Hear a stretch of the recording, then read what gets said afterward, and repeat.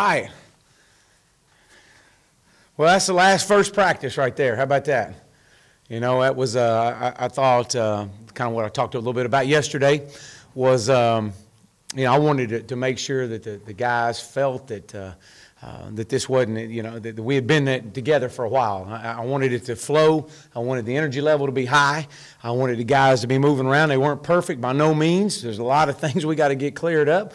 Learning how to practice, number one. That's a big thing to me, especially on different days, different tempos of the day, whether it's a tracking day, whether it's a thud day or a live day.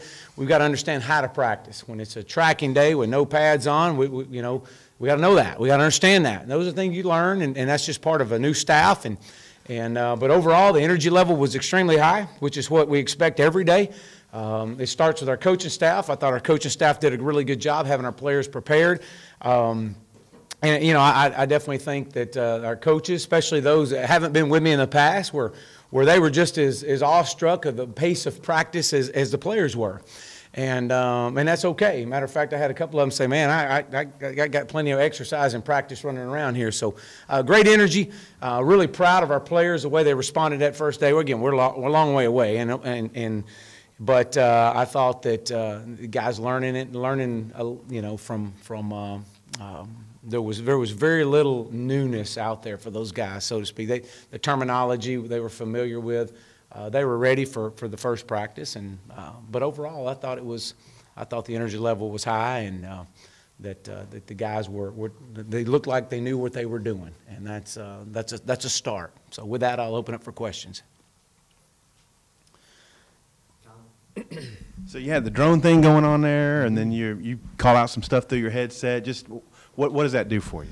Well, I mean, you know, it's all about movement. They got to see that, you know, if you're useful, you're useful, and it's got to start with the head coach. And they got to see me bouncing around and moving around, and it's all about sudden change. A football game's never going to go as scripted. So you know, well, you guys were out there, you saw people moving all over the fields and changing fields and moving, and that's part of the plan, is to keep guys on their toes on where am I going, and when this horn blows, and when coach says this, what's fixing to happen. You never know when there's a sudden change in a ball game, you got to be ready.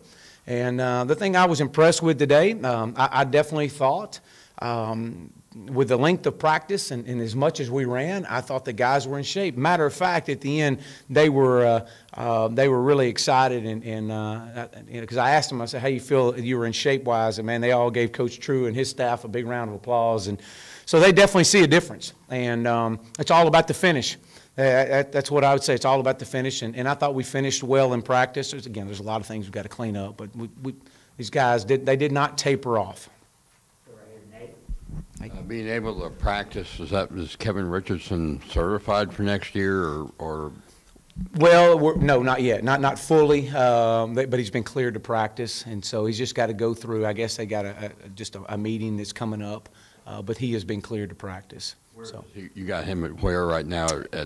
He's been an outside backer and some safety work as well, and coaches his nickel Sam position. Coach, I noticed there were some guys in the middle who, during the stretch, are those guys people who rose up during leadership during winter? What was their position? Yeah, those three men were selected by their teammates from the very first day, our very first team meeting. They were selected with guys that if you had one person that could hold the rope for you when all things are falling apart, who would it be? And those three guys were unanimous for the most part across this football team by their peers. So we recognize them and put them at the front. Anyone else? Yes, sir. Coach, you've already had a couple of prospect days, got a couple more coming up. What's the response been like, and you know, what's your level of excitement for the ones to come? Well, I think that, you know, I've been really pleased with the amount of players that have came over the last few prospect days that we've had. You know, we've had some last Saturday and Sunday. We had quite a few guys. I think we had 49 really the top tier guys around. We'll have a bunch more this Saturday at practice, and also Saturday the 10th at practice. And so I think we've got somewhere around 40, 45 signed up now. I'm anticipating close to 100 probably this Saturday. Again, just getting them here, get them on campus, show them what we got. And like I said, our university sells itself.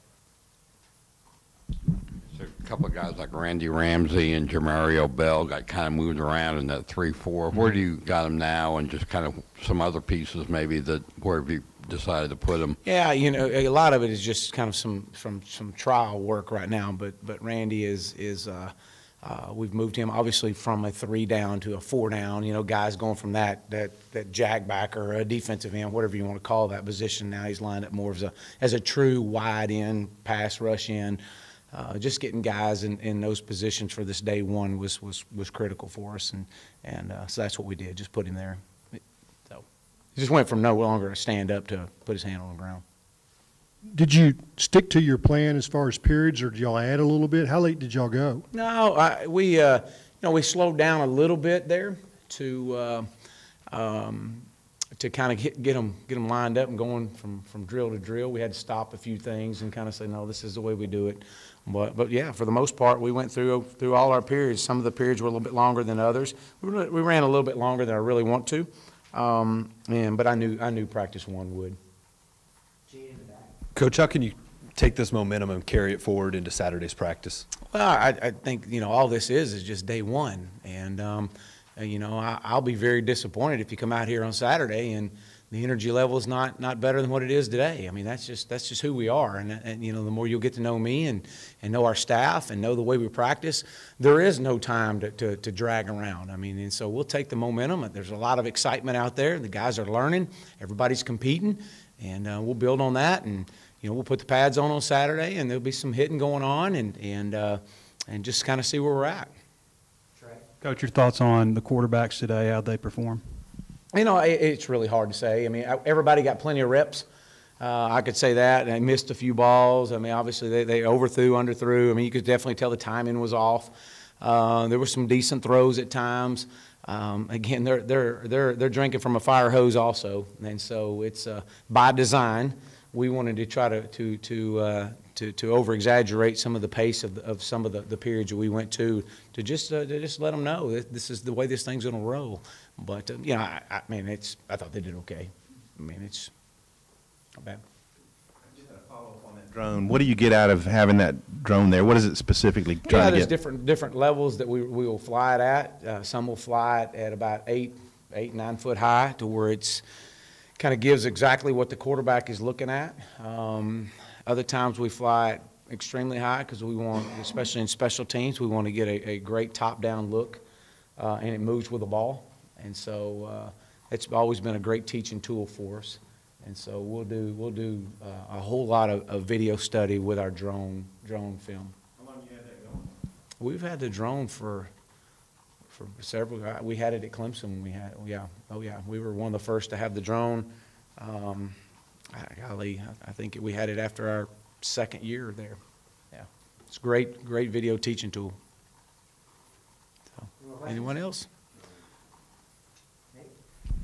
Saturday, just kind of what kind of practice is it going to be? Is this the only day in without contact you have to have, other than maybe one more? No, and the way this thing is, you have to have a few days of what we call tracking in shorts, and so we'll reserve some of those for after the spring game to kind of teach how we want to practice in the summer.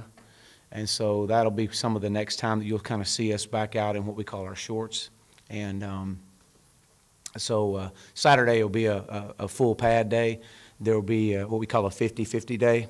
So half the practice we could go live. The other half would be a non-live practice, or a thud practice is what we say, keep them off the ground. And so in periods will vary. It won't be like half of it. The first half is live. We may have period 1 live and period, and we may not go live again until period 12. But I'm anticipating probably about 20 minutes, about 5, maybe 4 or 5 periods of live work Saturday, just to see, just to kind of get them, put them in some live situations. So. You had some high school coaches on campus today. I'm sure you'll have them throughout the spring, as you've mentioned. It's kind of obvious what they get out of it, but what do you guys get out of that, specifically maybe from a recruiting perspective? Well, being a high school coach, I always, when I would go visit college campuses, I wanted to feel welcome. I wanted to feel that I was important, that my staff was important. I wanted to feel I had access, and I want to get something out of it. And so that's very important to me, that we mention that to even our players. So we have high school coaches. They can drift in and out of drills. They can ask some of our players questions if they didn't understand what the drill was, and a young man standing there getting a drink of water, and they need a high school coach wants to ask him a question, feel free. If we need them to get out of the way, we'll tell them to get out of the way. Otherwise, get right up in it. Listen to it. Watch how we're coaching.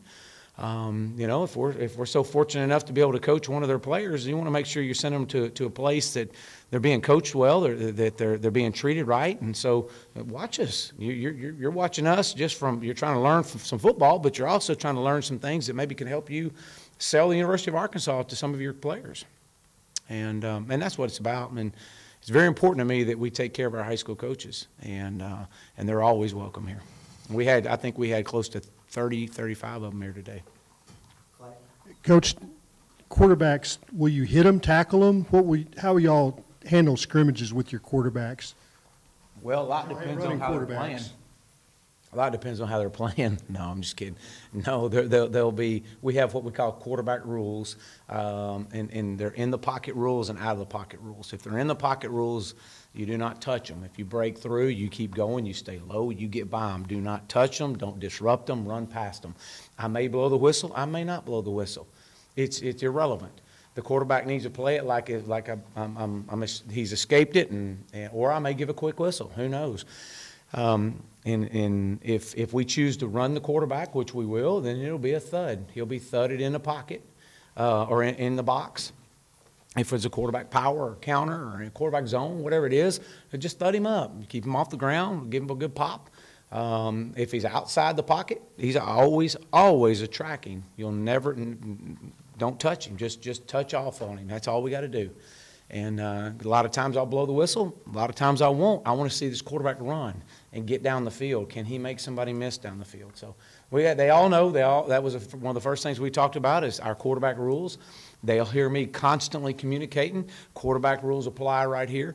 And so I'm always communicating what is the theme of that period of practice. Maybe it's a tracking. Maybe it's a thud. Maybe it's a live. So they know.